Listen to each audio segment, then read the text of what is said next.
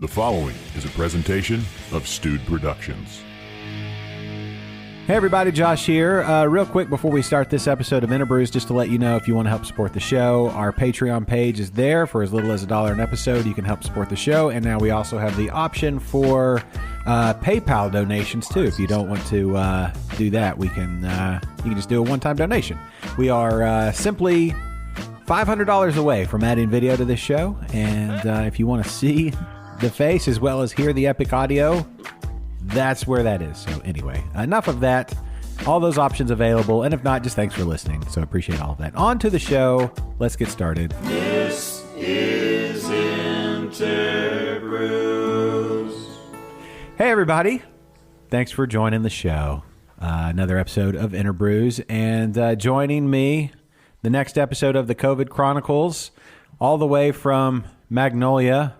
One, Mr. Blake Niederhofer from Lone Pint Brewing. Lone Pint, you all know and love. Blake, you all know and love. Blake, how are you, sir? Hey, I'm good. Thanks for having me. It's good to be here. Yeah. How you been? What's been going on? What's the latest? It's just everything's just running exactly as normal. No change for us at all. Yeah. No, I mean we've been doing okay. With the COVID deal, it's hard for everybody, but we're hanging in there and making it work. Okay. Well, okay. So every day, and this is where when I look at things, I kind of get, I don't know, I wouldn't call it overwhelmed, but you kind of just take a breath and you're kind of like, all right, we're still really in this thing. Because there's moments, I don't know about you, but I have these moments where I forget about it for half a minute maybe, and then I turn around and it's like, oh yeah, this is still reality.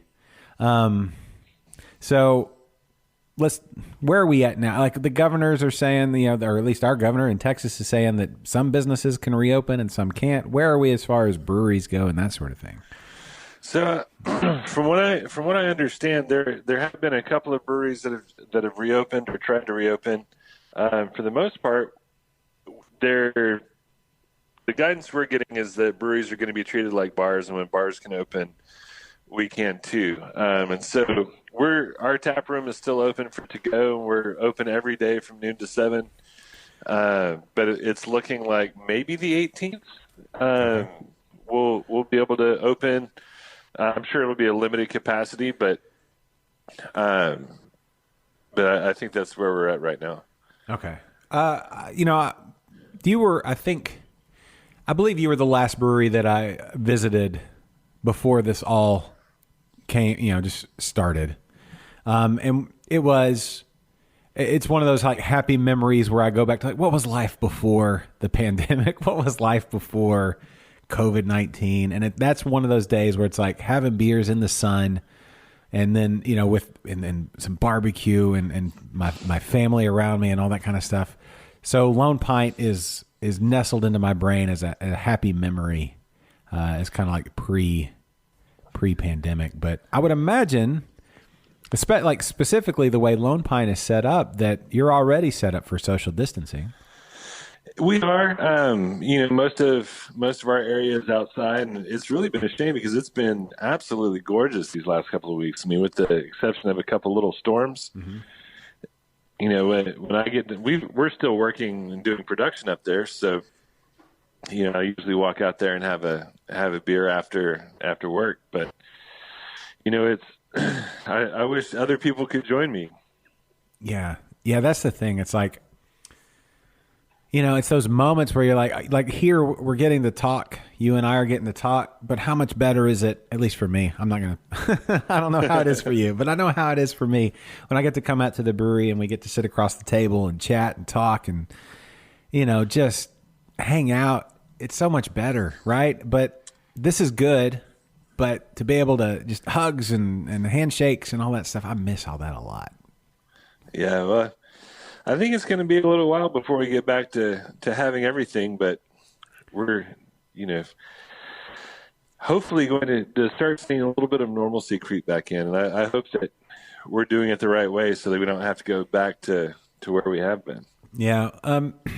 Day to day, I mean, I guess, I'm just trying to make sure that every time I do one of these episodes that we're getting a little bit of historical footprint when they start dusting off what was 2,000 years from now, when they start dusting off what was Houston back in the day, right? There's some guys in weird hats. I assume that's how archaeology will be done 2,000 years from now. And they start dusting off what was once this place called Houston. And they get to somebody's iPhone buried deep in the sand. And they start listening to the podcast. I'm sure they'll be able to, I guess they'll still be able to download and listen to podcasts that far in the future. But like day to day, as you operate the brewery, what, I don't know, are y'all doing like face masks and all that kind of stuff at the brewery? Because you're still having to brew beer and do all that. So we are still brewing beer. So we're in Montgomery County, so we haven't had quite the push for face masks that I know that Harris County has had. We encourage anyone that wants to wear a mask to wear a mask, but we're not requiring it. But day to day in the brewery, it looks pretty similar to Lone Pint 4 years ago. We're doing, our production is back to where it was back then, and we just have a lot more in the way of employees now. So, but we've been very, very lucky. We have not had to lay off any employees, and we haven't furloughed anyone. Everyone is still there with us. So we're like I said, very, very lucky, and we're in a good place. Yeah.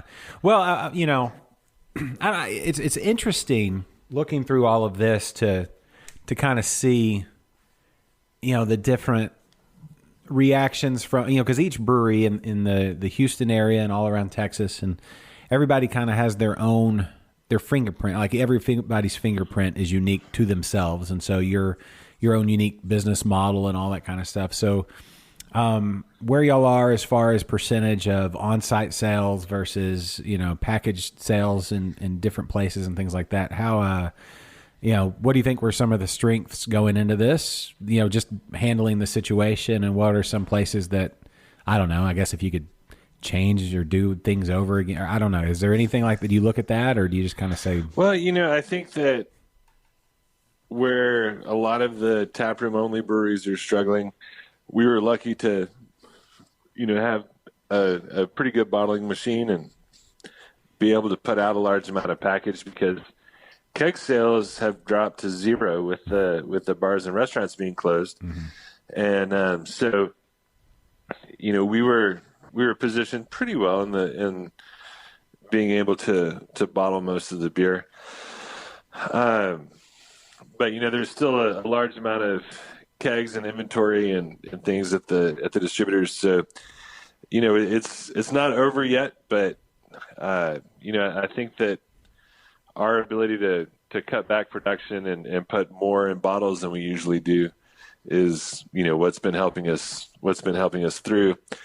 Also, we've always been a very conservative company from a financial perspective. So, where some breweries finance, meteoric growth, and maybe don't have, funds for rainy days, so to speak, we've always made that kind of a priority. Yeah, I think that's key. I think that's one, like, at least I know for me personally, that's one of those lessons that I've learned. Like, you can never not have some funds set aside just for life, right? And right. Hopefully that's one of those things that everybody gets from that. I think that changes everybody. You can't help but have it, like, after this much time. What are we, 7 weeks into this thing?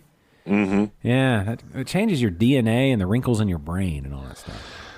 Well, I don't know if you remember, but I remember talking to my grandparents, and it seems everybody that went through the Depression, it left a mark on them. And granted, the Depression is longer than what we've been going through now, but I think it's going to be the same sort of thing. You're going to remember, who you quarantined with, and how toilet paper disappeared, and all these people that are making sourdough starters and learning how to bake and paint and all these other things. They're going to talk about, oh yeah, well, I was stuck indoors for 7 weeks and couldn't go anywhere or talk to anybody, so I learned how to do this, and now I do it a lot. Yeah. Have you tried sourdough? I have tried sourdough. I've not tried to make it. I've not made a starter for it, but I think it's really interesting. It it is, but the thing that I've learned, we started a starter a few weeks ago, and you have to keep feeding it because if you don't, it just becomes a rock in a jar. So that's the one thing I've learned. I think we're going to go back and try to reapproach that. But like I was watching, like we had the starter going pretty good, and it's a similar approach to homebrew, right? So you feed it and you watch the fermentation. You kind of keep a one nostril out to make sure nothing is too funky smelling, right? There's there's like the appropriate amount of funk, but once it goes strays into I don't know, weird funk and like gross funk, that's not the funk you want. And so anyway, we had good funk and everything was going great. But then I started looking like, oh, now we can make some bread, and like it's like an all day process to make one single loaf of sourdough. And I probably should have looked into that before we started the whole process because I was like, oh, I don't have proofing baskets or any of that kind of stuff. And so it's like, I don't even know what to do now. So had a starter, but then the starter stopped. And so now I got to go back and begin again. Yeah. But so I got to get on Amazon or somewhere and find some proofing baskets. Well, they say that there's that bakery out in San Francisco that's had a starter that's been alive for 100 years. Really? I don't remember the name of it, but obviously it's probably changed quite a bit in 100 years. But yeah, they seem to be much more responsible than you and me. yeah. It's I don't know. That would be an interesting thing, like to dive into the DNA of whatever's in there, the yeast and the bacteria and that sort of thing. To like, I wish it's too bad we don't have like a sample from 100 years ago to see how it's changed over time. And maybe the answer, like the cure to COVID-19, is in there. Could be. Maybe. Have you? I've gotten into a lot of conspiracy kind of stuff. Like not full on. Like I'm not wearing a foil hat yet. I've got one ready to go, but generally speaking, like overall life, right? When Blake Niederhofer looks at the world, how do you make sense of all this? Like this is a big open-ended question, but basically, fix this whole thing real quick over a podcast. So yeah, I've heard myriad conspiracy theories, right? I mean, it seems with everybody sitting at home, they've had a lot of time to come up with these exotic theories and find the name of Wuhan and books and all that. And truth be told, that's all way, way above my pay grade. I don't know where it came from, and I don't know who ate the bat or released the virus, but I've been doing my best to follow the things that are set out for us by the people who claim to be experts. But I did hear a term on my way home today that that falls in the conspiracy theory. Mm-hmm. There's some people calling it the plandemic because somebody planned the whole thing and all that. But like I said, I'm just trying to care for my family and friends and be responsible as we can and try and get our people through to the other side. I think that's all we can do. I think that's where you have to root yourself. Cause I watched, there's a video on YouTube. If you look that up, that it gets taken down and then reposted almost every day. And it was sent to me, a link was sent to me yesterday that it's called Plandemic. It's like a video. And I'm not endorsing it or saying anybody should watch it or shouldn't watch it. Watch it and then, make a judgment for you, right? And so, like, I saw it and I kind of halfway watched it, like as I was doing something else, and I'm like, man, this is crazy. And then it got me to thinking, and it's like I should probably dig more into who these people are and that sort of thing. And that's a whole nother rabbit hole. And then on top of that, murder hornets. And it's like, how can all this stuff be happening right now all at the same time? Right? Murder hornets. Those are that's the scariest thing if it weren't for a pandemic. So it's like, have you seen the murder hornets? I have seen the murder hornets, and I've watched them eat bees and stuff. It's crazy. Have you seen the one with the mouse? No, I've not. There's a video of a murder hornet, which I had a lawyer friend of mine who wanted me to make sure that when I said that it's alleged murder hornet, they should be afforded due process just like everybody else. But this thing jumped on the back of a mouse, which would be like us jumping on a horse, like, size ratio wise, and it murdered a mouse. Wow. It stung it and it was like less than 3 minutes. I'm like, that's crazy. I don't know if there's a question there. No, I don't know if that's a question, but I'll tell you, as far as the videos and things that are going around and the conspiracies and people, you have to remember that there's also a documentary on Netflix. I know we've all had a lot of time to watch Netflix. I know where you think I'm going, but it's not Tiger King.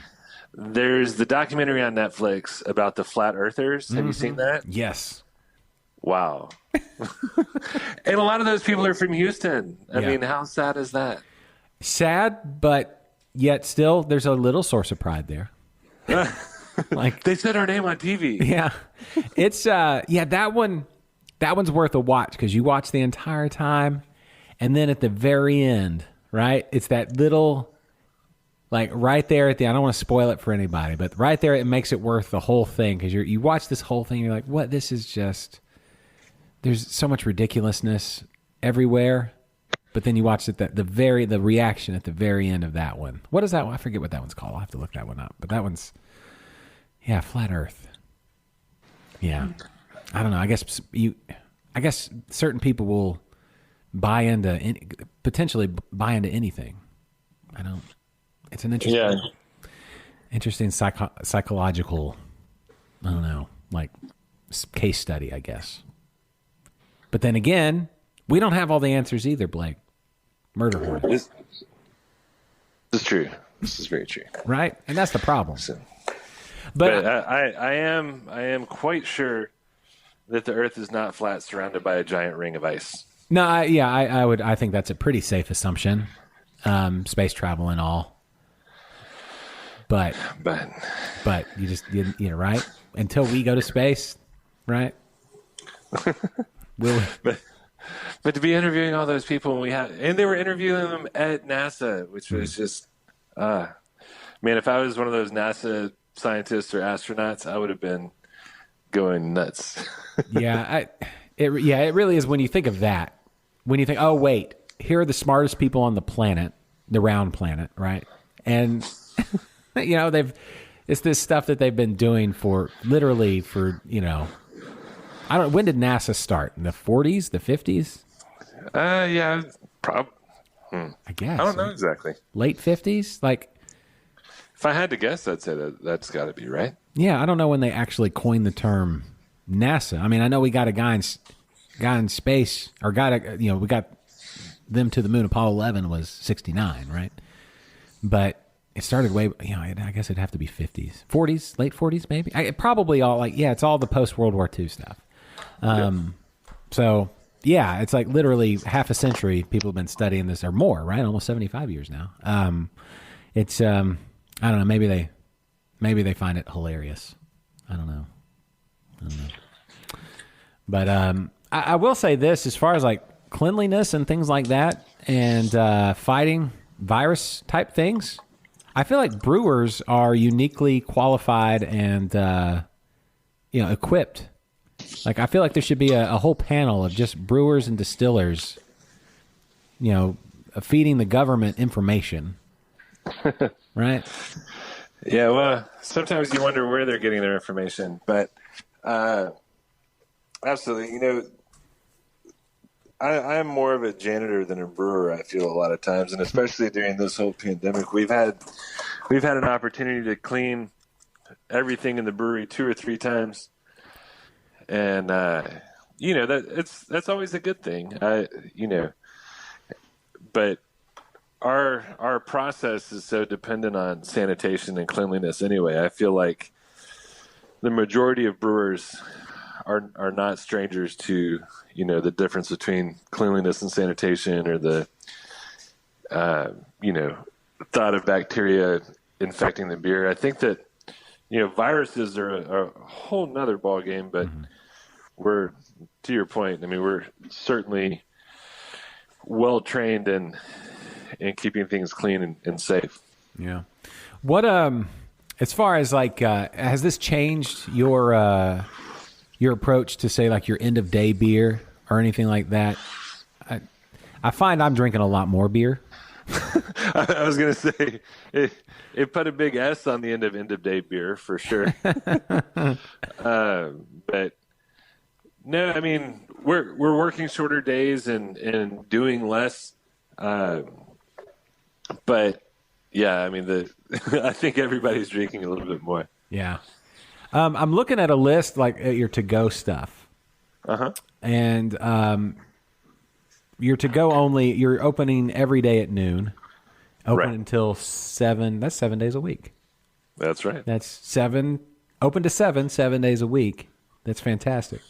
And I'm looking at the bourbon maple syrup gentleman's relish. That sounds like a little slice of heaven. Yeah, we so of course we always do the big barrel aged beer release for our anniversary. This year was the apple brandy tornado shark, which is fantastic, by the way. Thank you. We've also been doing a pretty extensive small batch barrel program at the brewery. So there are a lot of things that never make it to the market because we just do one small barrel and then keg it and serve it at the beer garden. And you'll see from time to time, if you follow the menu, that different things pop up. We've done a rum barrel aged undead. We did a tequila barrel El Cuero. There have been lots of different barrel aging ideas like that. A gin barrel aged Jabberwocky, which is one of Heather's favorites. Yeah.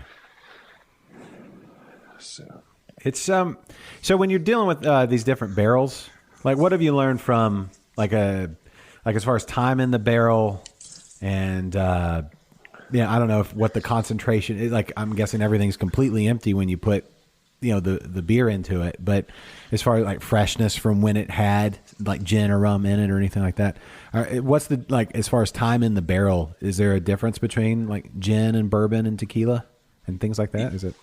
Absolutely. And the size of the barrel makes a big difference, and whether you keep it cool or whether you let it cycle through hot and cold periods, all of that stuff makes a difference. And whenever we do our big barrel-aged beer, we usually start talking it up right when we put it in barrels because, we're so excited about it. And the question we always get from people is, when is this going to come out? Mm-hmm. And the answer I always give is snarky and kind of tongue-in-cheek, but the answer is when it's done. Yeah. And you just don't know because barrel to barrel is different and size of barrel is different. Like I said, weather's different. You just have to taste it. And when you're happy with it, then you put it out. And that sort of thing, you just have to be really patient for. That's why they're special releases. Yeah. Is there ever too long in a barrel? I think there can be. We're not that patient, though.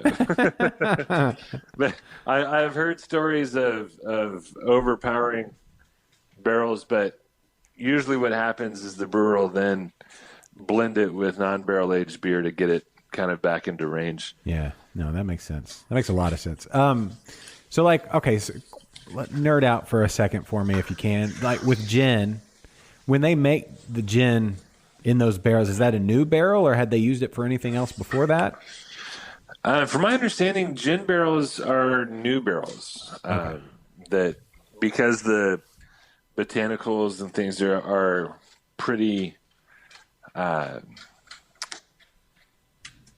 guess, can't think of the term, but They're very delicate, I guess, if you will. You don't want it being overpowered by putting it in a former bourbon barrel or something. Yeah. Have you ever done like a bourbon barrel that was previously used for red wine and previously used for, I don't know, white wine or something along those lines, like a double layer barrel? No, we haven't. At least not to my knowledge. So when we buy our barrels, it comes through a barrel broker. Okay. And so we don't necessarily know who used it. So we rely on the broker to tell us what was in it, and they won't allow us to kind of trace back and talk to the original winery or distiller or whatever. So assuming everything that we've gotten is as was sold, I don't think that we have. Okay. I'm curious. I wonder how many like generations of use, like for a barrel, or like, how much it actually, like, could you layer flavors in a barrel and then pop a beer in there and then, get some of those layers? I don't know. It would make sense, but that's certainly not my area of expertise. Yeah. What about like, okay, so with like when you put undead into a barrel, does the heat dissipate in the barrel? I've not noticed it dissipating. No, I do still have some barrel aged undead that we did in the port wine barrels from a couple years ago. Yes. So maybe next time we see each other, we can crack one open and do a side by side with the fresh undead. Okay, that would be a lot of fun. Yeah, you might have to put that like with your stats of the beer, like Scoville unit or whatever. Like I don't know how you measure that post using the pepper. Like I know that certain peppers, like ghost peppers, have like whatever the Scoville, like the range, right? Yeah, I think they rated like around 1 million. Yeah, and you can like literally be caught on fire if you get too close to fresh ghost peppers in the proper quantity. But which is funny, right? I was peppers are so interesting because I was chopping up some habaneros the other day, and I'd forgotten about it, right? And it's that thing where like if you didn't wear gloves and then your hand gets wet and like the oil, I guess, dissipates on your, like it literally feels like your hand is on fire. Yeah. Like you feel like you look down and like you could see flames coming up, but it's not. It's like the most interesting. And it's like when you figure that out, it's like, okay, this burns. But then I look and I was like, it kind of feels cool too. See, now I thought you were going to a bathroom story when you started that one. No, but I've had that too, right? That's one of those things where you're like, oh yeah. Yeah. Oh yeah. That was because I know there's probably certain soaps that cut through that oil and stuff better than just normal hand soap. Yeah, but I mean, we're right at the tail end now, but it's crawfish season, and crawfish can be the same way if you go and get the really, really spicy ones. So. Yeah, it's weird, right? But it's like it gets down in the groove, like if your hands, I imagine like the grooves of your hands are like the wood grain in a barrel, right? Things go in there. Yeah. Maybe you should do some like hand aged beer, like somebody just holds it. I don't think now is the right time for that. All right, yeah, okay, man. We'll shelf that. I'm going to go out on a limb and say that we're probably a few years out on that being acceptable. We had 7 random dudes dip their hands unwashed into this barrel of beer, and this is what we got. Well, that's almost as bad as the rogue beer, right? Where they cultured the yeast out of the brewer's beard. Oh yeah. I can't, and I get it, right? If you can isolate a single strain of something, I guess, and look at it in a microscope, and if you're smarter than I am and know what you're doing, then that's a okay thing. But yeah, I can't. Yeah, it might be an okay thing, but it's not my thing. Yes, print that T-shirt. Right.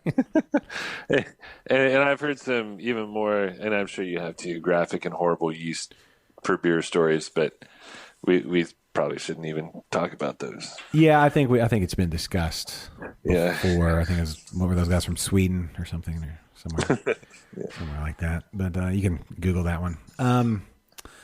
Yeah, no, the whole barrel thing, I don't know. But then that heat thing too. I'm curious. Like I don't think it because like it'll stay on your hands for days if you go just like bare hands to like when you, like, especially if you finally chop up the, like mince it up real fine, and then you scrape it up and you use your hand to kind of put it on the knife blade and put it into whatever, your eggs or whatever. That's what I do. But it's, it just kind of, it stays there. Like even, and you wash and wash and wash, but still you get that heat. So I don't know, that heat. I don't know. It's interesting. It's like a weird phenomenon. Like how does that, it's not burning something. How does that make how does the heat work? It's like magic. Yeah. So yeah, and when we brew Undead, we add, the ghost peppers. We add about a pound into the boil, which you don't get a lot from when you're standing over it. But then we make a tea out of another pound, where we basically boil a pot of water with a pound of ghost peppers in it. And I'll tell you that acts like mace in a room. It will clear a very large area. Otherwise, everyone's coughing and sneezing, and it in a room. So clear it out completely. Maybe that's what they should do, instead of like you see people breaking the government dictate not to meet, in groups of whatever. They should just have like a pot of boiling water with ghost peppers in it. And like if they're trying to break up somebody doing, too big of a group, they just stick that in the middle. And it's like, if you're far enough away for this not to affect you. Yeah, that's definitely a good way to get people to social distance from you. Yeah. And then masks. You're going to have a mask. But I love that beer though. I swoon over Undead Head Ed and the barrel-aged versions of it. But then I also swoon over most of your beers, too. Y'all have amazing beers. Has anybody ever told y'all that? No, this is the first time. Oh, well, you should definitely keep making them because they're delicious. Oh, okay. Well, thank you. I will write that down. Yeah. During this time, I'm looking at the list of what you've got, like the barrel-aged stuff to go, and then your year-round beers, which are all... they're all just fantastic. I really do. Like I just enjoy all of your beers. Like it's one of those, like Gentleman's Relish is so different from Yellow Rose, and Yellow Rose is so different from Undead Head, and that's so different from Tornado Shark, and it's just they're all But in Jabberwocky, it's like when you need that hot bite and all that stuff, they're all so good though. They're just super. I don't know. That's not a question. I'm just telling you that. But is there since you've had, I guess, more time, shorter days, anything? Y'all do experiment with a lot of different hops and things like that. Is there anything you've contemplated? We've played around with a couple of homebrew recipes. I know me and some of the other brewers have kind of tried some things out. Nothing that'd be ready to talk about or go to market with. But yeah, we're definitely spending our downtime doing some research and development. Okay, because you guys were. Like Yellow Rose was right there when Mosaic first became a thing and then became the thing. And Yellow Rose it is just like you put it out perfectly. It's like, here it is. It just, highlights what this beautiful hop does. And, so that was great. So I don't know, like whenever you decide to do like the next highlight of something beautiful, I look forward to that. It's like, because you did that, I always think, all right, that can happen again. So don't take your eyes off of whatever new stuff you guys are doing. So we are still working on single hop recipes to kind of educate not only the public but us as well, really, about kind of how wonderful these hops can be. And I'm happy to report that we have a label currently submitted to the TABC for approval for our Zythophile series. So. Not only will they be available on tap, but we're hoping to bottle them in 4-packs as well. Okay. Oh, fun. That's fantastic. Yeah, because man, that's great. Of course, nobody's working at TABC right now, so it's taking quite a bit longer. Well, I think they're probably working from home like the rest of the world, but it's taking a little time. So we're hoping to have it up and going as soon as possible. And we have a pretty killer recipe that we're thinking will be its debut. Okay. So we'll when that gets approved and we move a little bit farther or a little bit closer to it, then we'll have to get back together and we'll go through the particulars. Yes. Okay, so you mentioned TABC. They're working from home. Is there any other part of, say, like your ingredients or I don't know, packaging supplies or anything like that that's been affected so far? So we've been really lucky with that. I'm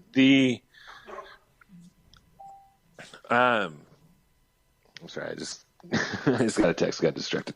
The beverage industry was deemed by the Department of Homeland Security as essential. And when they did that, that means that our entire supply chain above us and our distribution network below us gets to operate under that same exemption. So as of right now, we've not had any issues. Now, I've read the news articles that I'm sure you guys have that say that there could be shortages in CO2 or oxygen, but we've not, as of right now, we've not experienced any of that.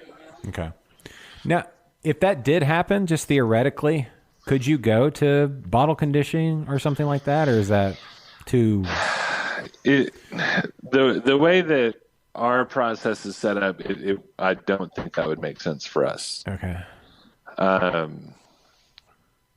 Now, there are CO2 reclamation units and things where you can capture the CO2 that fermentation expends and clean it and put it back in and use it as CO2 later in the process. But it's so far out of our brewery's price range that it's not feasible at this time. Okay. Yeah, because when you walk by a fermenter, especially like, the day of the brew or day after, and it's got, the big bucket of, like, I guess that's, what is that, sanitizer? Like a home brew. Yeah, it's sanitizer, yeah. It's bubble, like it looks like a boil, like a full rolling boil, like big time. Like, a lot of CO2 getting produced and put off by the yeast eating the sugars and stuff. So I would imagine, I don't have any idea, like how many, like from a home brewer standpoint, how many 5-pound, canisters of CO2 per day, I wonder, does a like a 15-barrel fermenter or a 10-barrel fermenter put off? It's quite a bit, but I couldn't tell you exactly. Yeah. But I'm sure there's guys that sell the CO2 reclamation units would be happy to shoot you a PDF. That's what I am kind of curious about that, because you talk, no, you don't, but people, the society out there talks about, carbon emissions and all that kind of stuff. And I'm thinking, well, if we can, we need CO2 for a lot of things. And if we're just willy-nilly, shooting it out there in different places, how hard is it to harness that stuff? Like, I have no idea, right? Like, yeah, who knows? I don't know. Well, from what I understand, the two things that I know for a fact is that it's possible and that it is expensive.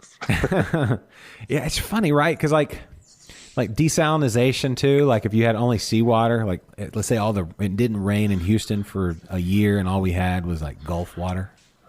Like, yeah. First of all, that's pretty scary. That is scary. Next thing we'd have would be a tornado shark.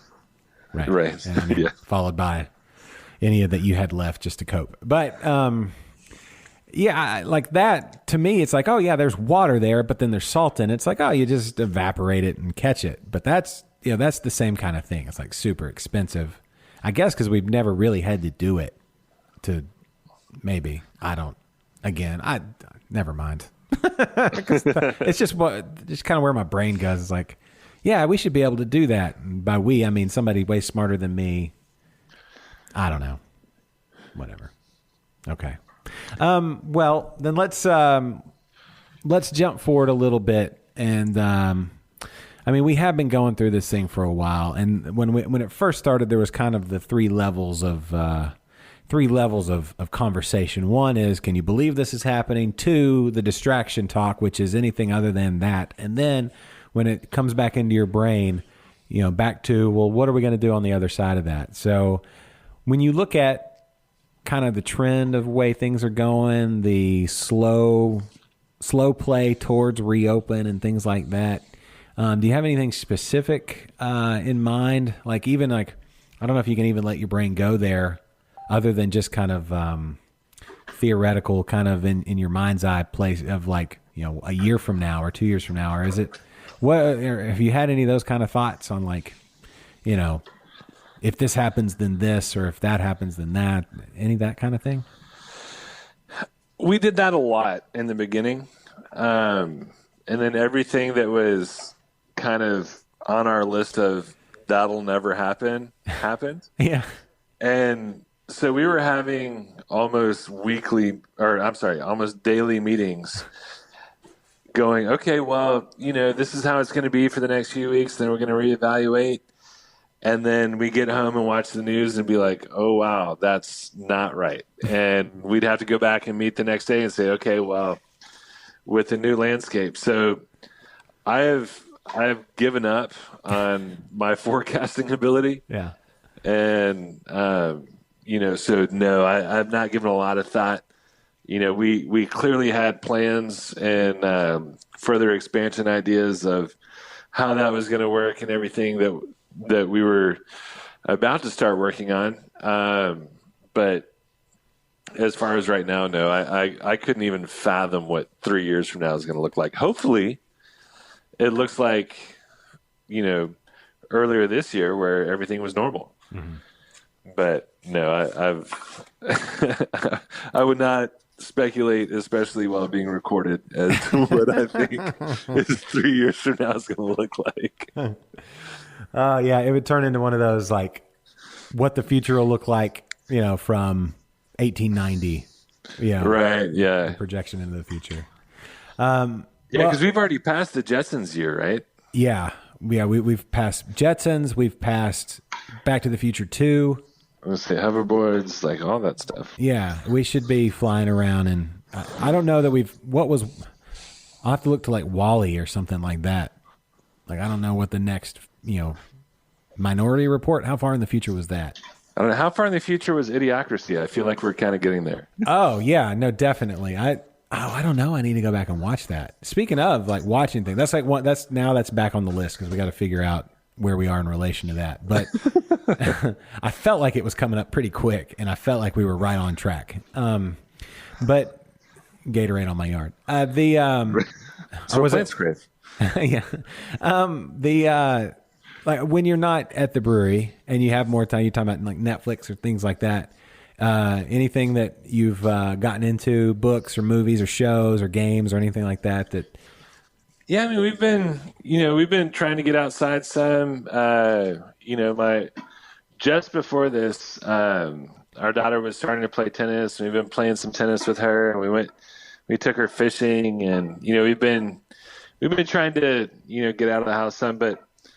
Yeah, I mean, like everybody, we've binge watched, all of the all of the trash stuff that everyone's talking about. Of course, we saw Tiger King and the follow up, and all that stuff. So yeah, we watched. I think everyone's, like you said, alcohol consumption and probably bad TV consumption is way up. Yeah, I know. I've put on. I think it's 10 pounds, around 10 pounds so far. And I'm feeling pretty good. It's like I've put in the work. It's right. It's feeling good so far. I think that's a good pandemic weight to walk around at. Bulking, to add the strength, obviously, to add more strength. How old is your daughter? 13. Okay, let me ask you this. Because my oldest daughter, same age. We just got through. We watched all 3 seasons of Stranger Things. Have y'all watched that together with her? We haven't watched it with her, but we did watch it. Yes. I was a little apprehensive at first with my daughter because the twins are 11, but we watched it, and then the scary parts weren't so. It was some of the other stuff, like just kids being rebelling and that sort of thing. It's like you don't want your kids to be too rebellious, but if you make it like if you pause it and have the long conversations every time, just to avoid the long conversations in the future, I think they'll never rebel. So, or maybe not never, but maybe in a more mild way. But anyway, they loved it. It's just, I'd forgot, like, we watched the 3 seasons as each one came out, and then we rewatched them with them. And man, they just had a blast, and I had a blast, you know, even though it's like I've watched them all before, watching them again with them, man, they had such a blast. Like, when when 11 would come around and save the day, like, they would literally be like, yeah, you know, like jumping up and down. And, you know, so that's been a lot of fun. So I don't know if that's on the radar or not. And it's also, you know, fun education for the kids about what our childhood looked like. You know, all those kids look like friends of mine, you know, the video games and the horrible fashion and all that stuff. It's like, yeah, that's where we started. When we were your age, we looked like that. Yeah. They do a really good job. Like some of it's like super spot on. And it's, you know, there's only a handful of movies or shows or whatever that really nail it. Like some of them, it's like done by people that, I don't know, either they didn't pay enough attention to the details or whatever, but that one, they really nail the mid 80s really, really well. Yeah. So, and then like, if you're looking for like later 90s, like mid to late 90s, Halloween H2O, because it was made in the late to mid 90s. And it's just it's the most 90s movie you'll ever see. It's including the Creed playing in the background on certain scenes. And I'll have to dig in and find some more like time, you know, some period piece movies that really exemplify the day. But yeah, I have to say, Stranger Things is the movie equivalent to taking your kids to the game preserve. Do y'all ever go there? I've been. Yes, yeah. I've taken my girl. We've got, you know, yes, if there was ever something that my wife was taking one of my daughters to go, it's like, and we were in that area, it's like, yep, we're going to the game preserve. So yeah, we've been a few times. So. Yeah. Yeah. That is fun. That's a fun place though, right? Yeah. But the kids are like, wait, these are video games? Like, but you're not even at home. Yeah. Yeah. And there's something cool about just having the one, like game preserve, you can go and you can jump from game to game to game. But if you take that, you know, Stranger Things season 3 approach, like with Dig Dug, and you try to get that high score, you know, you got to dedicate some time and energy, and it teaches lessons about perseverance, right? So there's all that. Yeah, we need more, I don't know, like game preserve. Is it game preserve? I don't know if they're considered essential, but maybe they should be. Maybe we put some plexiglass in between each game or something. Yeah, I don't know. You know, I haven't reached out, I guess. But, you know, I'm sure if they were open, they would be packed. It'd be hard to turn the kids away because there's not a lot else going on. That's true. And you could sanitize the surface between gameplay and those like the cabinets are kind of built for social distancing, even though they're close to each other. It's kind of a wall and you're kind of in your own world. And if you just extended that just a little bit, maybe there's something to that. Maybe the arcade makes a giant comeback. Yeah, they'd probably have to get rid of that 4-person Ninja Turtle game though, because it's pretty awesome, and you're right up on everybody when you're playing that. That's true. That's one of my favorites though. Who is your favorite Ninja Turtle? Oh man, Leonardo, right? He had the swords. He did. And he was kind of like the leader guy. I mean, I think I like him. Okay. I think it says a lot about personality types. And you led and opened a brewery, right? You're the Leonardo of Lone Pint.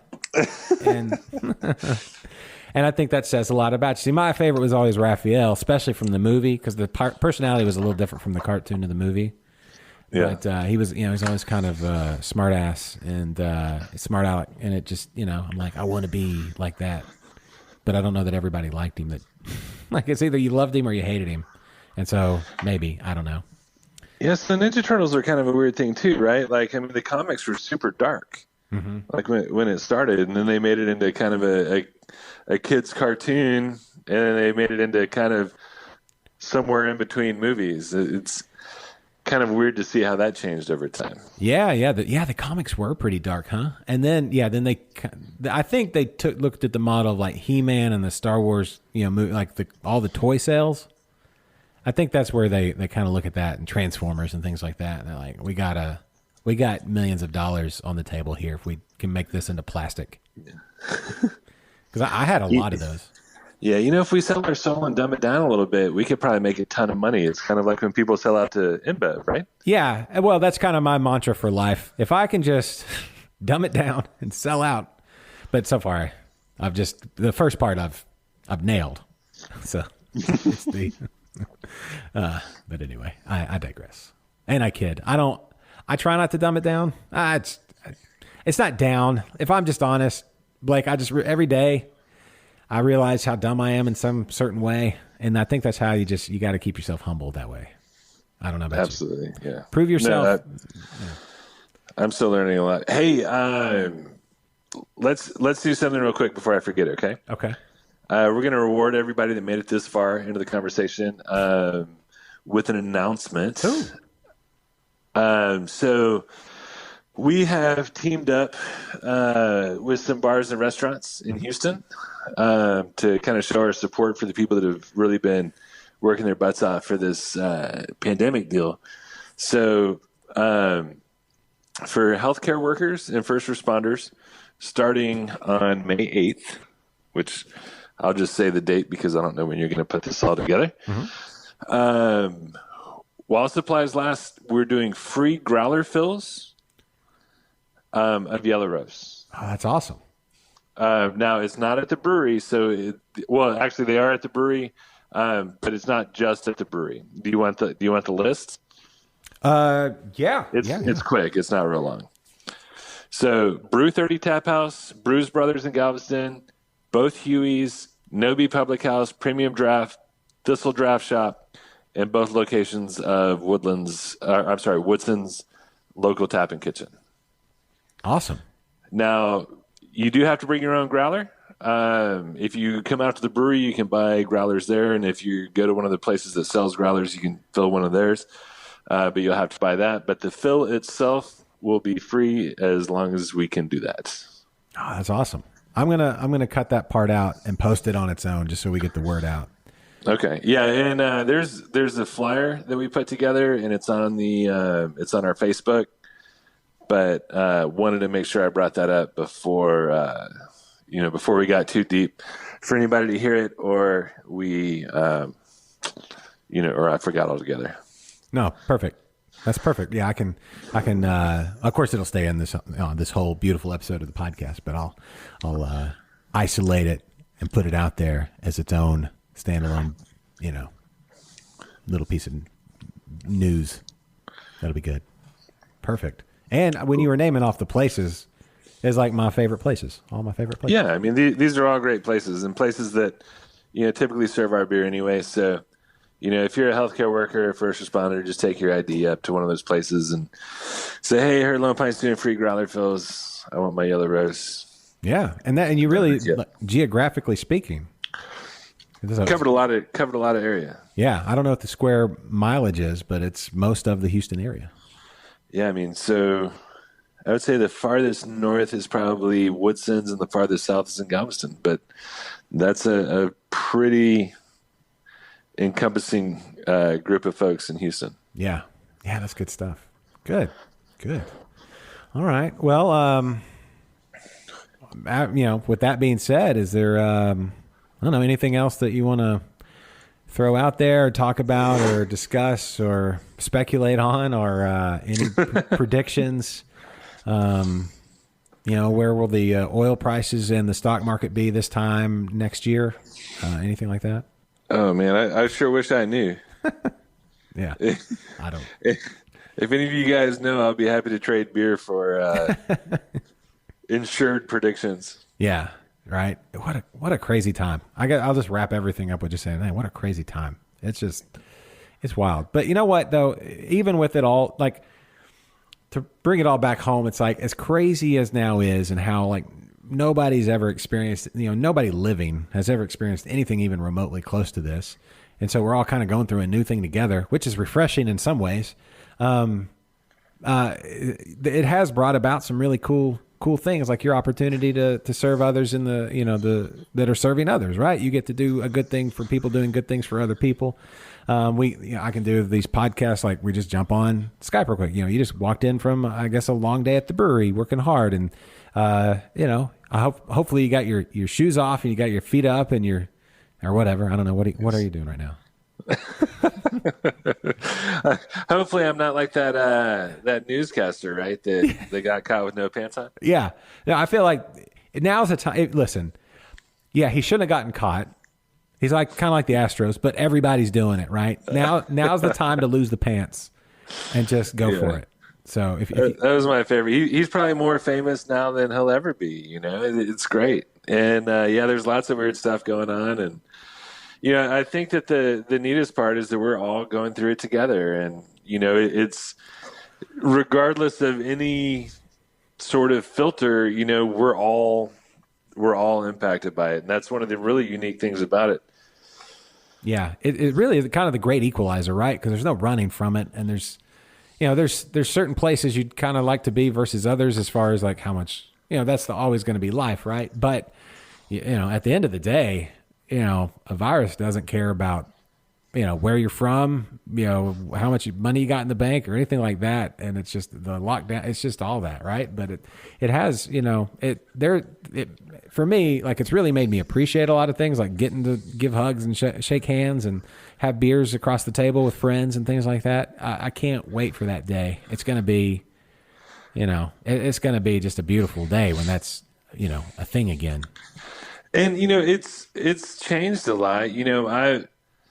My family that I talk to,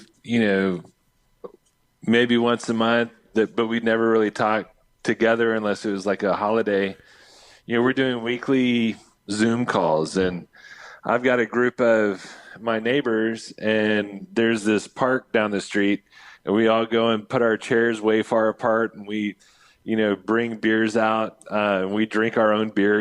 We're staying apart and not sharing anything or whatever, but everybody's home. So, we're interacting. And I think that, hopefully some people learn that being home is okay and not working all the time is okay. And we're all better for it. Hopefully we can take something positive out of all of this mess. Yeah. Yeah. I think so. And I think that's a good place to wrap that, I think we will. I think we have to. Yeah, it's like it's the Captain America approach. It's just are we going to take something? We have to. We don't have a choice. We have to. It's got to work. It's got to be positive at the end. So I don't know, but Blake, thank you for taking the time after your hard day at work and to speak on InterBrews again. It's good to hear your voice, but I can't wait to see your face. So.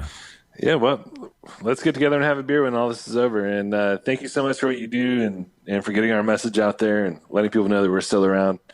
It's very appreciated, and thanks for having me on. Absolutely. Blake Niederhofer, everybody. Lone Pint in Magnolia, and their delicious beers, as you heard him say, all around town, and growler fills and beer to go and all that good stuff out from the brewery and where their beers are served. So for Blake, I am Josh. Go visit Lone Pint and stay safe and healthy, and we'll see you next time. This is InterBrews. This is InterBrews.